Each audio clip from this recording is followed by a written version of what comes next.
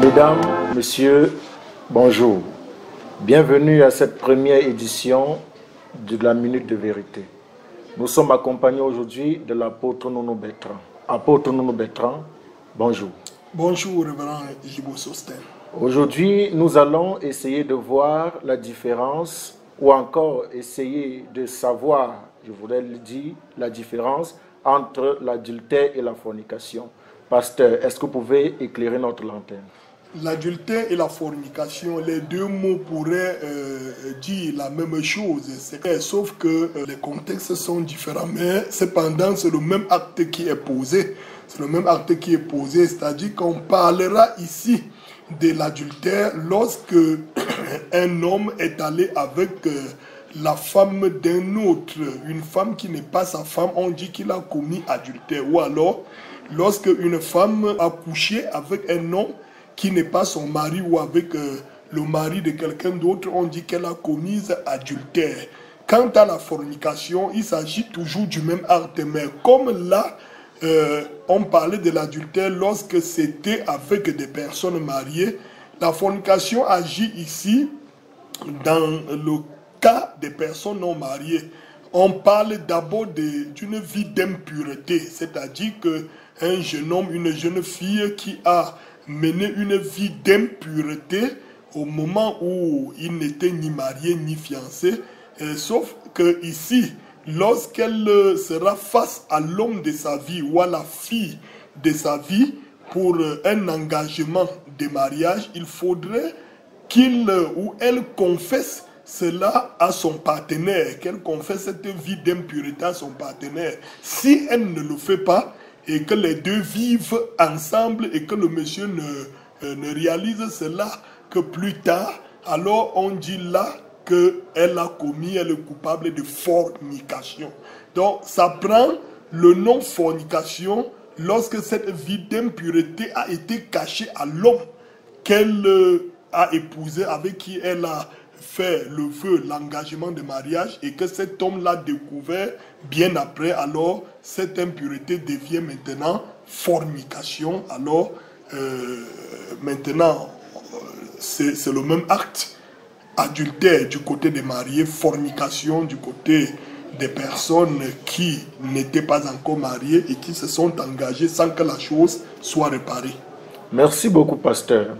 Alors, au cas où quelqu'un était victime du péché d'adultère, comment réussir à réparer ceci jusqu'à être en accord parfait avec le Seigneur Jésus? Vous savez, le péché d'adultère, beaucoup éviterait certainement de parler de cela. Vous savez, l'apôtre Paul dit que tout péché que nous pouvons commettre, ce péché est hors de notre corps, mais un péché comme le péché de sang, le péché qui, n'est-ce pas, touche à l'effusion de sang comme l'adultère, tout cela, ce péché est dans le corps et Dieu devient lui-même juge de ce péché-là ou de cette personne-là. Un péché d'adultère ne se confesse pas tout simplement comme j'ai péché, pardonnez-moi, j'ai volé, j'ai menti, je suis ceci. Non, quand on arrive au péché, quand on dit adultère, vous n'avez pas péché contre Dieu, vous avez péché contre votre partenaire. Et alors, pour que cette chose vous soit pardonnée, il faudrait que votre partenaire vous pardonne cela. Et pour que votre partenaire vous pardonne cela, alors vous voyez que vous allez commencer un manœuvrage très très honteux qui n'est pas du tout facile, mais qui est obligatoire. Si c'est toi, la femme, qui a commis un tel acte contre ton partenaire, alors tu te dois, si tu dois être pardonné par lui et par Dieu, tu te dois d'amener cet homme avec qui tu as commis cet acte-là vers ton mari et confesser la chose en présence de cette personne. Dis à ton mari, chéri, voilà, par rapport à notre vœu de fidélité, voici l'homme avec qui je t'ai trahi. Si c'est toi l'homme qui a été coupable d'infidélité contre ta femme, tu te dois d'amener cette femme avec qui tu as posé cet acte vers ta propre femme et lui dire, voilà chérie, j'ai brisé notre vœu de fidélité et voici celle avec qui je me suis retrouvé, n'est-ce pas, en train de souiller notre couche. Et ainsi, ce n'est que par ces moyens que Dieu peut pardonner l'adultère, révérend Gibo. Mais ça devient difficile, pasteur Nono Bertrand, dans des cas où l'homme est tellement sévère, mais on peut s'attendre à un maître dans ce cas-là. Il faut déjà accepter que c'est inévitable. Il faut s'attendre que n'importe quoi arrive. Surtout, il faut peser le poids de l'acte commis par rapport à la réplique que cela peut provoquer. Vous pouvez le faire parce que vous ne savez pas avec qui vous traitez affaire. Vous pouvez le faire avec la femme d'un colonel, d'un général. Imaginez-vous que pour être quitte avec Dieu, vous amenez cette femme vers son mari pour mettre cela en ordre. Et vous arrivez à trouver carrément le général en train de nettoyer son arme et puis vous lui dites que vous avez couché avec sa femme. Je sais que c'est difficile, mais il faut bien que les gens sachent que s'ils sont chrétiens et qu'ils ont été coupables d'un tel acte, quelle que soit la femme avec qui vous avez été coupable de faire cela, vous devrez être capable de la même manière que vous avez été capable d'affronter cette femme, que vous soyez capable d'affronter son mari pour qu'elle vous présente à son mari comme celui avec qui elle a trompé son mari. Que vous soyez capable de l'amener vers votre femme, la présenter comme celle avec qui vous avez trompé votre femme. La Bible nous dira d'ailleurs dans Proverbe au chapitre 6, vers le verset 26, la Bible dit « Car pour la femme prostituée, on se réduit à un morceau de pain et la femme mariée tend un piège à la vie précieuse. Quelqu'un mettra-t-il du feu dans son sein sans que ses vêtements s'enflamment? Quelqu'un marchera-t-il sur des charbons ardents sans que ses pieds soient brûlés? Il en est de même pour celui qui va vers la femme de son prochain. Quiconque la touche ne restera pas impuni. On ne tient pas pour innocent le voleur qui dérobe pour satisfaire son appétit quand il a faim. Si on le trouve, il fera la restitution au septuple. Il donnera tout ce qu'il a dans sa maison. Mais celui qui commet un adultère avec une femme est dépourvu de sens. Celui qui veut se perdre agit de la sorte. Il n'aura que plaie et ignominie et son opprobre ne s'effacera point.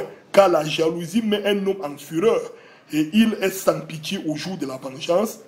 Il n'a égard à aucune rançon et il est inflexible quand même tu multiplieras les dons.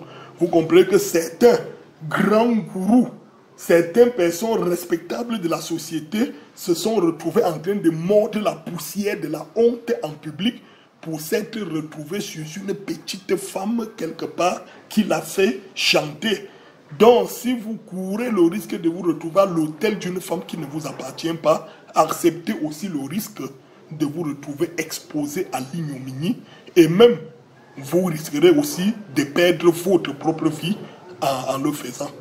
Quel est donc le conseil que vous pouvez donner à nos internautes, vous en tant qu'apôtre, pour ceux qui passent par là, pour ceux qui ont des doutes, ils ne savent pas comment arranger ça, ce péché-là vers leur mari ou leur femme? En tant que serviteur de Dieu, je voudrais vous dire, le premier conseil que je vous donne ici, c'est déjà premièrement de ne pas courir ce risque, de prier Dieu, de vous efforcer à ne pas déborder les limites, à vous contenter de ce que Dieu vous a donné. Si vous êtes marié, alors plaisez-vous avec votre femme, contentez-vous de celle que vous avez épousée, n'abandonnez pas la femme de la jeunesse.